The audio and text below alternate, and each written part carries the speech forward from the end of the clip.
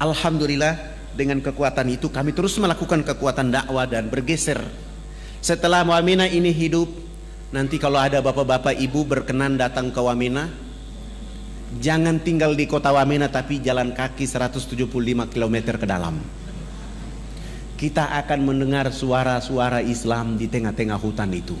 Ada saudara-saudara dan anak-anak kita yang rambutnya keriting, badannya hitam kelin, tapi dia sanggup azan di waktu duhur, asar, maghrib, isya, bahkan di waktu subuh.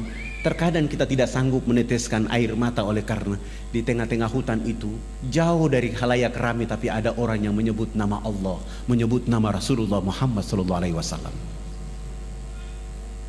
Saya bergeser lagi berdakwah di Biak sini. Ini waktunya masih panjang ya.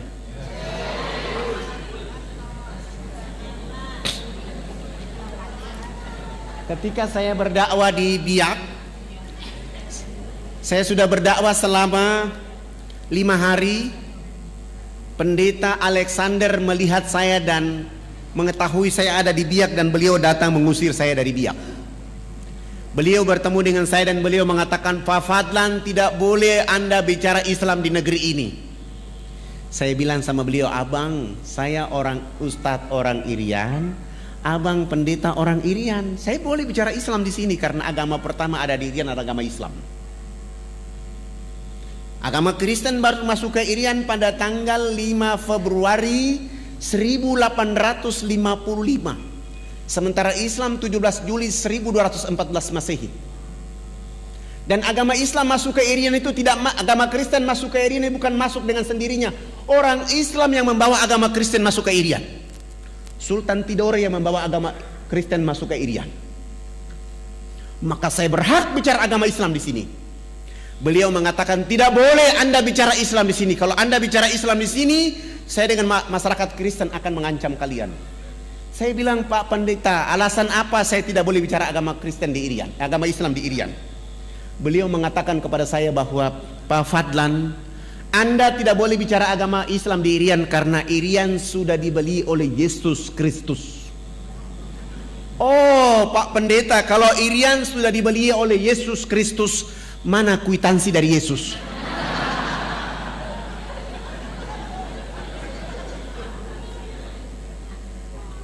Begitu saya tanya kwitansi, langsung Pendeta Alexander dia malu dan dia pergi. Saya tetap berdakwah di Biak selama 3 bulan. Kebetulan ada acara Isra Mi'raj. Saya diundang untuk menyampaikan hikmah Isra Mi'raj oleh ibu-ibu Dharma Wanita dan Majelis Ta'lim di Biak. Salah satu peserta tamu yang diundang adalah Pendeta Alexander Robobiar. Begitu saya datang, dipanggil langsung naik di atas mimbar. Begitu saya mengatakan Assalamualaikum warahmatullahi wabarakatuh, saya lihat ada pendeta di bawah. Saya tadi mau bicara tentang pentingnya sholat. Begitu saya lihat wajah Pendeta Alexander, saya rubah bicara saya.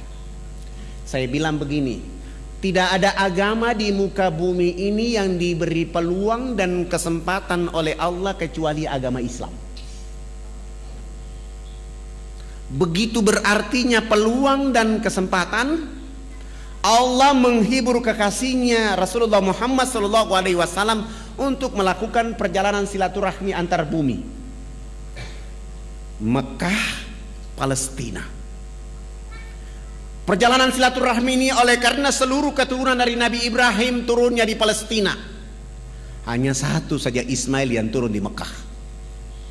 Maka perjalanan antar bumi itu silaturahmi. Kenapa silaturahmi ini memperkuat Rasulullah? Oleh karena dia dalam keadaan sedih. Dan dalam perjalanan silaturahmi itu ada 2 wajah utama yang ditampilkan oleh Allah, Masjidil Haram, Masjidil Aqsa. Setelah itu naik ke Sidratul Muntaha untuk menerima oleh-oleh yang namanya peluang dan kesempatan sholat 5 waktu. Siapa orang yang tidak sholat duhur 1 kali saja, 1 waktu saja dia tidak sholat 5 waktu, telah kehilangan peluang dan kesempatan dari Allah Subhanahu wa ta'ala. Rumah boleh hangus, terbakar, harta boleh dicuri, tetapi kalau sholat 5 waktu 1 waktu saja dia tinggalkan, dia telah kehilangan segala-galanya dari Allah Subhanahu wa ta'ala. Dan itu hanya didapatkan dalam agama Islam. Agama lain tidak ada itu. Agama lain selalu mengatakan Tugas Tuhan itu menciptakan dunia dan isinya. Sesudah itu Tuhan istirahat di surga. Urusan dunia Tuhan tidak boleh ikut campur. Nanti mau masuk surga, cukup menyebut nama Yesus langsung masuk surga. Enak aja. Sengaja saya bicara begitu supaya pendeta Alexander dia tersinggung. Sesudah itu saya tutup pidato saya turun dan pendeta Alexander mendekati saya dan salaman dengan saya dan mengatakan, "Pak Ustadz, saya juga hadir. Mana kwitansi dari Yesus?"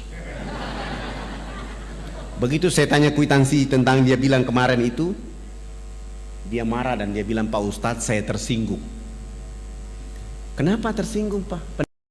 Saya ceramah di acara orang Islam, saya tidak ceramah di acara orang Kristen, dan saya tidak ceramah di khalayak ramai. Saya tidak tahu kalau abang ada di sini. Bagaimana kalau kita dialog antar umat beragama? Saya bilang, mohon maaf, saya orang yang paling tidak suka berdialog antar umat beragama. Saya bawa orang Islam, abang bawa orang Kristen, kita dialog akhirnya berkelahi bunuh-bunuhan. Saya tidak mau. Boleh dialog dengan saya hanya 4 persyaratan yang dipenuhi. Dialog di tempat yang ada AC, tempat tidurnya 2, dialog hanya 4 mata 4 telinga antara Anda dengan saya, dan dialog itu tidak boleh membahas Al-Quran dan Islam. Kita bicara Bible dan Kristen saja. 3, dalam dialog itu kalau Bible mengatakan agama Kristen agama yang benar, abang pendeta bawa saya ke gereja baptis saya dan umumkan bahwa Ustadz Fadlan masuk Kristen. Bagaimana kalau Bible mengatakan Islam agama yang benar?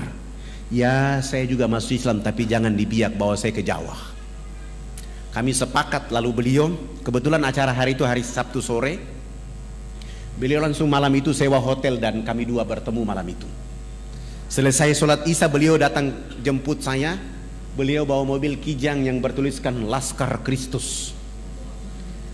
Saya naik di atas mobil itu, saya baca Bismillahi majreha wa mursaha inna rabbi ghafurur rahim.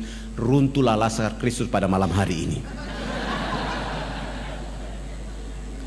Kami 2 naik mobil itu, perjalanan menuju penginapan yang beliau sewa. Saya bilang sama beliau, saya bilang, abang pendeta, saya lihat abang malam ini kayak muridnya Yesus dan saya lihat bahagia sekali. Beliau marah-marah, "Tidak usah kita bicara di sini, kita bicara di tempat yang saya sudah bayar." Oh, emosinya mulai naik dan sengaja saya mempermainkan emosinya dia. Kami sampai di hotel, kami sudah turun, duduk berhadap-hadapan dan saya bilang sama beliau, "Abang tuan rumah, saya ini tamu. Alangkah indahnya abang yang berdoa duluan." Lalu beliau berdoa, "Ya Bapa kami dalam surga, dituduskan dengan namamu di bumi seperti di surga. Terima kasih Tuhan, Engkau telah memberikan kepada kami makanan yang secukupnya. Terima kasih pula Tuhan, Engkau pada malam hari ini telah mempertemukan saya dengan seorang domba tersesat. Aku ingin menjadikan dia atas nama Engkau Yesus Juru Selamat abadi selama-lamanya." Oh, dalam doanya dia bilang saya domba tersesat. Saya tidak baca doa, saya baca doa ilmu rukyat, saya rukyat dia malam itu. Al-Ikhlas, Al-Falaq, An-Nas, ayat Al-Fatihah, ayat kursi, Al-Baqarah ayat 1 sampai dengan 5 dilanjutkan ayat kursi. Sesudah itu raditu billahi rabba wa bil islami dina wa bi Muhammadin nabiyya wa rasula rabbi ji'ni ilma wa razukni fahma inna dina indallahil islam al-yawma akmaltu lakum dinakum wa atmamtu alaikum ni'mati wa raditu lakumul islam dina. Al-Fatihah. Sesudah itu saya bilang sama beliau, "Tadi abang yang berdoa duluan, saya juga posisi saya menjadi tamu. Alangkah tidak etis kalau saya yang bertanya duluan. Maka hari ini saya yang bertanya duluan. Tolong ceritakan kepada saya pada tanggal berapa Babel turun dan tempat di mana turunnya Babel dan apa kata-kata Yesus ketika menerima Babel." Alhamdulillah, saya rukyat selesai, mulai berdoa dan beliau mulai membuka Babel, Paulus, Matius, Yesaya, Markus. Dia tidak menemukan ayat itu dan saya bilang sama beliau, "Coba bantu saya lihat Yesaya 12 ayat 29. Di situ ada informasi, beliau baca, saya bilang, "Itu kan kitab suci abang, silakan baca, saya ingin mendengar." Akan datang seorang nabi Diajarkan kitab kepadanya dengan kata-kata baca. Nabi itu mengatakan, aku tidak dapat membacanya. Ayat ini sekarang tinggal nomor ayat, isi ayat tidak ada. Cetakan terakhir saya periksa tidak ada isi ayatnya. Supaya abang lebih kuat, tolong lihat Matius 7 ayat 21-23. Yesus akan mengusir orang-orang yang menyebutnya Tuhan. Terbitan baru merubah. Yesus menolak disebut guru yang baik. Begitu beliau baca, beliau bilang, saya bilang sama beliau, bagaimana? Beliau bilang sama saya, Pak Ustadz, ayat ini salah cetak ini. Bagaimana mungkin salah cetak? Yang mencetaknya adalah doktor. Kalau mereka salah cetak berarti Allah menutup hati mereka, menutup mata mereka. Karena Injil 62 sampai hari ini nama ini masih ada. Akhirnya kami tidur. Beliau bilang, udah Pak Ustadz, kita mengantuk dan sebaiknya kita tidur. Sudah jam 2 malam. Akhirnya kami tidur. Saya masuk kamar mandi wudhu. Sesudah itu saya baca doa dan tidur. Ternyata beliau belum tidur. Beliau masih menggunakan satu ilmu untuk menghantam saya, namanya hipnotis. Saya tetap memperhatikan itu dan ayat kursi tetap saja saya baca di saat saya tidur. Alhamdulillah saya yang bangun sholat subuh, dia yang ketiduran. Setelah saya sholat subuh selesai, lihat sudah jam 8 pagi, saya kasih bangun beliau. Saya bilang, abang katanya mau ke gereja, silakan bangun dan ke gereja. Beliau bangun dan ke gereja, tidak pakai jas lagi, pakaian biasa saja, sampai ke gereja, naik di atas mimbar dan mengatakan di dalam gereja bahwa hari ini saudara-saudara hamba Tuhan, terakhir saya berdiri di mimbar ini, hari ini saya keluar dari agama ini. Dia dikejar sampai 3 jari kaki sebelah kirinya dipotong. Yang membuat dia yakin, hakul yakin, karena mestinya ketika terpotong harus darah tercecer keluar dari tubuh badannya. Ternyata satu tetes pun tidak keluar. Dia lari sampai ke kamar hotel itu, baru darah keluar. Akhirnya beliau bilang, selamatkan keluarga saya, selamatkan saya karena saya mau masuk Islam. Subhanallah. Saya telepon teman-teman dokter muslim menyelamatkan dia, dan kami lari dari Biak ke Jayapura, Jayapura terbang ke Makassar, langsung ke Jakarta, dan beliau masuk Islam di Islamic Village di Tangerang di depan ayahanda Yunan Nasution. Sesudah itu disuruh ke Mesir belajar Islam selama 6 tahun di Mesir. Kembali ke Indonesia menjemput istrinya menunaikan rukun Islam yang kelima.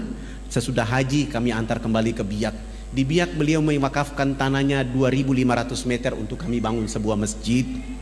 Subhanallah, masjid itu dibangun selesai. Beliau, kami sholat subuh berjamaah. Kami bangkit dari sujud akhir. Beliau tidak bangkit dari sujud. Beliau langsung meninggal dunia dalam keadaan sujud itu. Spektakuler. Hari ini anak-anak beliau bersama kami sedang belajar di Sudan khusus untuk hadis Rasulullah, memahami hadis Rasulullah. Yang satu lagi masih ada di Medina, dengan harapan nanti pulang kami akan memperkaya dakwah dengan Islam.